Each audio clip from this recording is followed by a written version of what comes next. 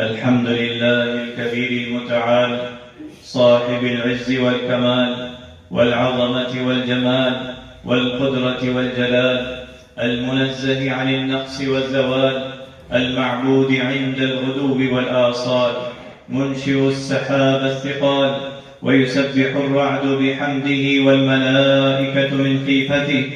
الحمد لله الغني الحميد، يفعل ما يشاء ويحكم ما يريد.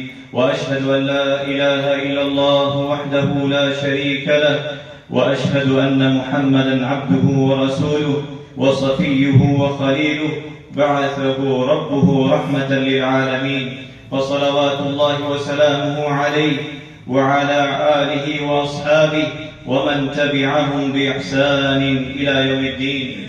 يا أيها الذين آمنوا اتقوا الله حق تقاته ولا تموتن إلا وأنتم مسلمون. أيها المسلمون، عندما يتفكر المؤمن في الخلق والوجود ويتأمل في هذا الكون البديع، يرى من أدلة على وجود الله وقدرته وعلمه وحكمته ما يعجز اللسان عن وصفه، وما يحار العقل عن معرفة حكمته. ولهذا فكل شيء في الوجود سوى الله فهو آية تدل على الموجد سبحانه، وكل مخلوق فهو دليل على الخالق عز وجل. ومن أجل النعم نعمة الماء، فهو سر الوجود، أرخص موجود وأغلى مفقود، كما أخبرنا ربنا سبحانه وتعالى: وجعلنا من الماء كل شيء حي أفلا يؤمنون. وإنزال الغيث أمر بيد الله لا بيد غيره، فهو من دلائل ربوبيته سبحانه، وهو الذي ينزل الغيث من بعد ما قنطوا وينشر رحمته، وهو الولي الحميد.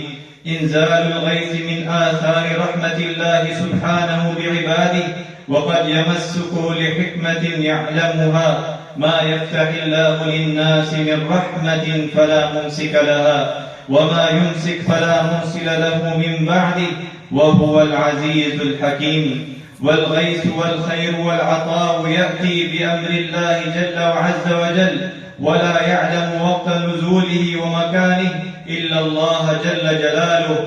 قال عليه الصلاة والسلام: 5 لا يعلمهن إلا الله، ثم تلا: إن الله عنده علم الساعة وينزل الغيث ويعلم ما في الأرحام، وما تدري نفس ماذا تكسب غدا، وما تدري نفس بأي أرض تموت، إن الله عليم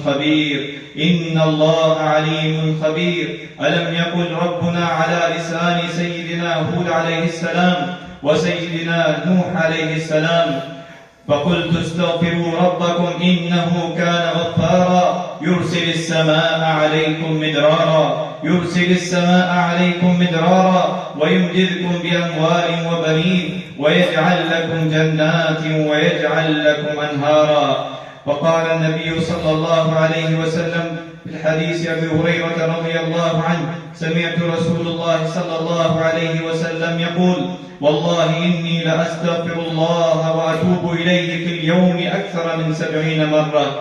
لذلك يدلنا نبي العظيم صلى الله عليه وسلم على طريق الأمان من العقوبة والعذاب، وما يدفع عن البلاء والنقم من لزم الاستغفار. جعل الله له من كل هم فرجا ومن كل ضيق مخرجا، ورزقه من حيث لا يحتسب. أعوذ بالله من الشيطان الرجيم. لقد كان لكم في رسول الله أسوة حسنة لمن كان يرجو الله واليوم الآخر وذكر الله كثيرا. بارك الله لنا ولكم في القرآن والسنة، ونفعنا وإياكم بما فيهما من الآيات والحكمة. أقول قولي هذا وأستغفر الله لي منكم ولسائر المسلمين من كل ذنب وخطيئة، فاستغفروه إنه هو الغفور الرحيم.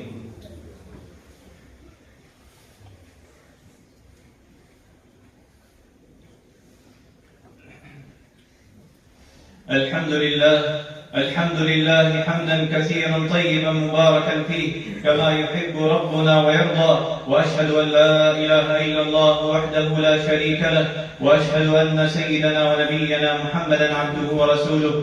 اللهم صل وسلم وبارك على سيدنا ونبينا محمد وعلى آله وصحبه أجمعين. فيا أيها المسلمون، اتقوا الله وراقبوه، واعلموا أنكم غدا موقوفون ومحاسبون، وعلى أعمالكم مجزيون، ولا تموتن إلا وأنتم مسلمون، واعبد ربك حتى يأتيك اليقين. هذا وصلوا وسلموا على رحمة المهدى والنعمة المسدى، فقد أمركم بذلك ربكم جل في علاه، فقال قولا كريما: إن الله وملائكته يصلون على النبي يا أيها الذين آمنوا صلوا عليه وسلموا تسليما. اللهم صل وسلم على عبدك ورسولك، ورضى الله عن خلفاء الراشدين أبي بكر وعمر وعثمان وعلي رضي الله عنهم أجمعين، وعن سائر أصحاب نبيك والتابعين ومن تبعهم بإحسان إلى يوم الدين. اللهم أعز الإسلام والمسلمين، وأذل الشرك والمشركين، ودمر أعداءك أعداء الدين. اللهم اجعل هذا البلد وبلد الحرمين آمنا مطمئنا وسائر بلاد المسلمين.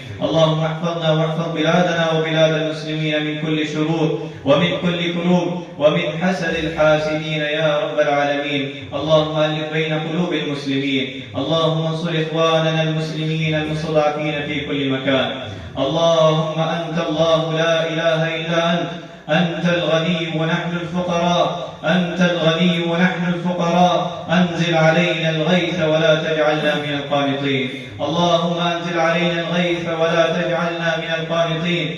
اللهم ارحمنا برحمتك الذي وسعت كل شيء. لا إله إلا أنت سبحانك إنا كنا من الظالمين. اللهم أغثنا غيثا هنيئا مريئا غدقا عاجلا غير آجل تسقي به البلاد وتحيي به العباد. اللهم اشف مرضانا ومرضى المسلمين. اللهم اغفر للمسلمين والمسلمات والمؤمنين والمؤمنات الأحياء منهم والأموات، إنك سميع قريب مجيب الدعاء. ربنا آتنا في الدنيا حسنة وفي الآخرة حسنة وقنا عذاب النار. عباد الله، إن الله يأمر بالعدل والإحسان وإيتاء ذي القربى وينهى عن الفحشاء والمنكر والبغي يعظكم لعلكم تذكرون. فاذكروا الله العلي العظيم يذكركم، واشكروه على نعمه يزدكم، ولذكر الله أكبر، والله يعلم ما تصنعون.